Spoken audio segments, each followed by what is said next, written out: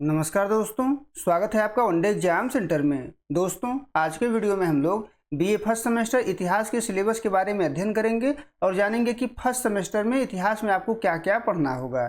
जो पेपर आपको पढ़ना है उसका नाम है ancient and early medieval India, यानी प्राचीन एवं प्रारंभिक मध्यकालीन भारत, आरंभ से लेकर के 1206 ईस्वी तक आपको इसमें पढ़ना है। कुल 8 यूनिट आपको इस पेपर में पढ़ना है। एक एक करके हम लोग जानेंगे कि किस यूनिट में आपको क्या पढ़ना होगा। जो आपका पहला यूनिट है, इसमें सबसे पहले आपको भारतीय इतिहास का परिचय जानना है कि भारतीय इतिहास है क्या चीज़, उसके परिचय के बारे में सबसे पहले आप यहाँ पर पढ़ेंगे। फिर भारतीय संस्कृति के बारे में पढ़ेंगे, इसकी क्या विशेषता है इसके बारे में जानेंगे। भारतीय परंपरा के बारे में पढ़ेंगे, इसकी क्या विशेषता है इसके बारे में जानेंगे। प्राचीन भारत के प्रमुख इतिहासकार कौन कौन से हैं, उनका योगदान क्या है, क्या उनके द्वारा लिखा गया है, इसके बारे में आपको पहले यूनिट में पढ़ना होगा। फिर भारतीय ज्ञान परंपरा क्या है इसके बारे में पढ़ेंगे। भारतीय ज्ञान परंपरा की विशेषताओं के बारे में जानेंगे, इसके इतिहास के बारे में जानेंगे। उसके बाद प्रागैतिहासिक काल का संक्षिप्त विवरण आप पढ़ेंगे कि प्रागैतिहासिक काल होता क्या है, इसको कितने भागों में बांटा जाता है, उसकी क्या क्या विशेषताएं हैं, इसके बारे में आप पहले यूनिट में पढ़ेंगे। अब दूसरा यूनिट देख लेते हैं। दूसरे यूनिट में आकर के आपको सबसे पहले सिंधु घाटी सभ्यता के बारे में पढ़ना है कि सिंधु घाटी सभ्यता है क्या, किस प्रकार से नगरीय सभ्यता थी, क्या क्या इसकी विशेषताएं थी, कौन कौन से इसके प्रमुख नगर थे, कौन कौन से इसके बंदरगाह थे, इसके बारे में आप विस्तार से यहाँ पर पढ़ेंगे।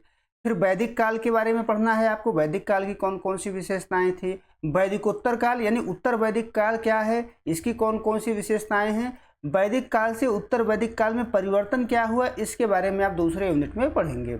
अब तीसरा यूनिट देख लेते हैं।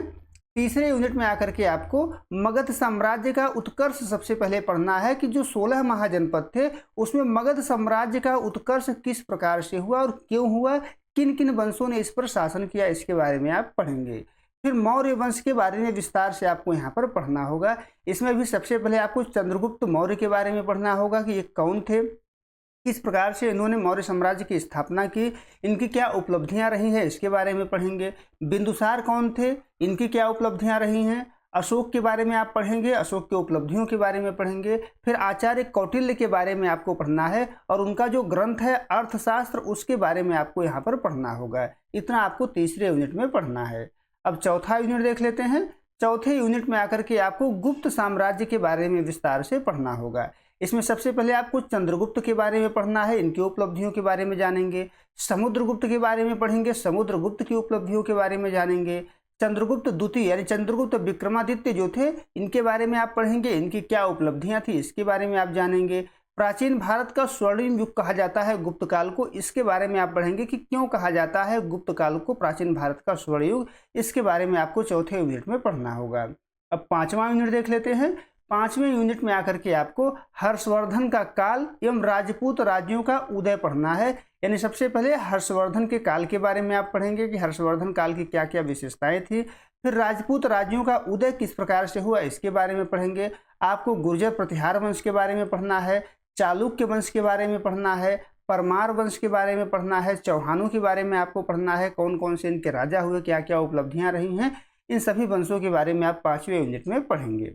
इसके बाद जो छठा यूनिट है, छठवें यूनिट में आकर के आपको भारत में सामंतवाद का उत्थान किस प्रकार से हुआ, इसके बारे में आप विस्तार से पढ़ेंगे। अब सातवां यूनिट देख लेते हैं। सातवें यूनिट में आकर के आपको हिंदुओं की रीतियों के बारे में पढ़ना है कि हिंदुओं की कौन कौन सी रीतियां हैं, उसकी विशेषताएं क्या हैं। हिंदुओं की आस्थाओं के बारे में पढ़ेंगे, हिंदुओं की आस्था क्या है, उसकी क्या विशेषताएं हैं, हिंदुओं में कौन कौन सी प्रथाएं पाई जाती हैं, उन प्रथाओं की क्या विशेषता है। फिर प्राचीन भारत की संस्कृति एवं परंपराएं क्या है, उसकी क्या महत्व है, क्या विशेषता है, इसके बारे में आपको यहाँ पर पढ़ना होगा। अब आठवां यूनिट देख लेते हैं।